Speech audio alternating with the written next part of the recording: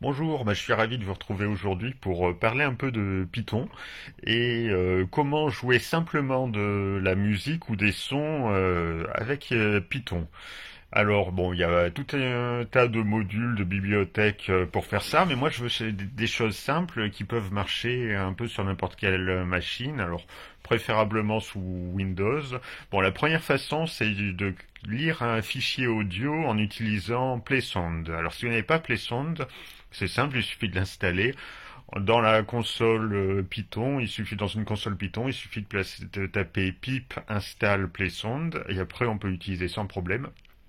Normalement, il n'y a pas de souci particulier.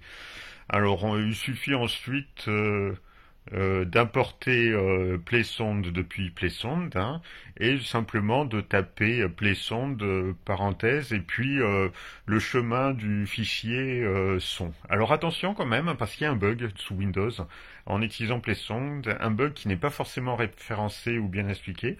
Donc dans le nom du chemin d'accès, il faut remplacer les slash par deux backslash, hein. Et même si on met le R devant la chaîne de caractères, hein, comme on fait normalement sous Python pour qu'ils comprennent bien, il faut quand même les doubler parce que sinon ça ne marche pas sous PlaySound. C'est un petit bug qui n'est pas référencé et qui peut, si on ne connaît pas, on est un peu surpris, quoi. Voilà. Donc ça, c'est la première façon, hein. Lire un fichier audio avec PlaySound, n'importe quel fichier audio, ça marche sans problème. Mais quand on utilise un programme, on peut. Le problème, c'est qu'il faut que le fichier audio soit installé sur la machine sur laquelle on fait tourner le programme, ce qui n'est pas toujours le cas. Donc l'autre façon, c'est de créer soi-même des notes de musique. Donc comment faire simplement pour créer des notes de musique, faire jouer des notes de musique sous Python. Donc là pareil, il y a tout un tas de bibliothèques ou de modules qui existent. Le problème, c'est que certaines sont sont très puissantes, hein, c'est très bien fait, mais c'est pas le plus facile à utiliser parce que l'installation est un peu longue, ne marche pas forcément sur toutes les machines, ou demande une bonne maîtrise de la chose. Il y a une façon simple, c'est d'utiliser WinSound. WinSound qui est déjà installé dans les Python pour Windows. Donc normalement, vous devriez déjà l'avoir si vous utilisez Python sous Windows. Donc on utilise WinSound et on utilise la fonction BIP de WinSound, ce qui va permettre de jouer des notes, hein, en utilisant le bip de Windows. Alors ça fait un peu cliquetis électronique, mais c'est très bien. Si on veut donner un effet un peu années 80 au programme que l'on veut, c'est parfait pour ça. Alors bien sûr, comment ça fonctionne?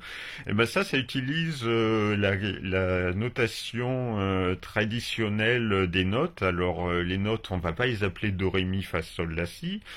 On va les appeler comme la notation internationale en les remplaçant par des lettres. Donc genre G4 pour un sol, A4 pour le La, à 400 Hz, voilà, des trucs comme ça. Attention, il y a deux types de notations qui existent, hein, mais bon, je vais vous les redonner, ça sera plus facile. Voilà, donc chaque note est repérée par une lettre et aussi sa durée. Alors en notation classique, par exemple, une noire on la note QN, une blanche on la note HN. Voilà, ça normalement c'est comme ça que sont écrites les notes en notation plus ou moins internationale. Seulement WinSound pour les bips, il n'utilise pas ça du tout. Lui faut une fréquence et une durée. Donc comment on s'en sort? C'est facile.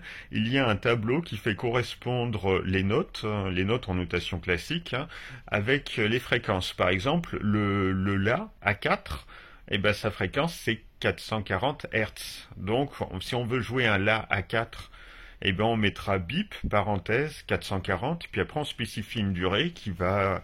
Et là, la durée, en général, alors pour une noire, on va mettre 200 millisecondes. Pour une blanche, on doublerait, hein, 400. Mais bon, après, si vous voulez mettre d'autres durées, c'est un peu vous qui le faites. Voilà.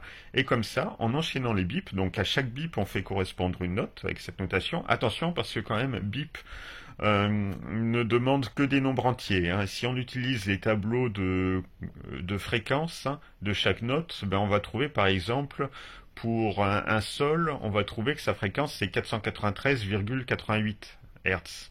Donc là, on va bien sûr, bip ne va pas aimer, donc on va arrondir à l'unité, donc on mettra 494.